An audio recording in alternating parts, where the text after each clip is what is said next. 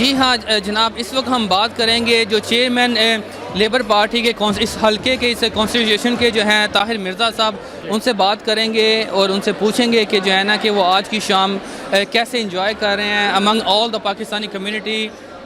जी सबसे पहले तो मैं मुबारक देता हूँ कि जिनकी ये एफ़र्ट्स है ये सारी कम्युनिटी को इकट्ठा करना, ये बहुत अहसन कदम है।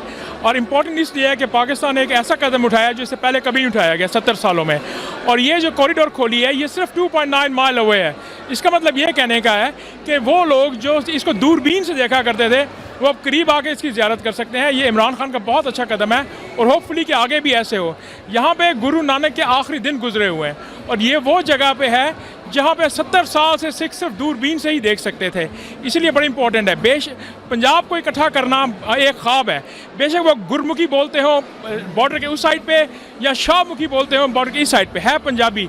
पंजाब अपर पंजाब हो या लोअर पंजाब हो, इनका इकट्ठा रहना बहुत ज़रूरी है और यही हमें इकट्ठे मिलाता है। और जो इस वक्त हमारे आपके कॉन्स्टिट्यूशन में, आपके जो हलके में जो हमारे इर्द गिर्द जो गुरुद्वारा है, जो सिख कम्युनिटी है, उनको आप क्या मैसेज देंगे इस प्रोग्राम के हवाले से?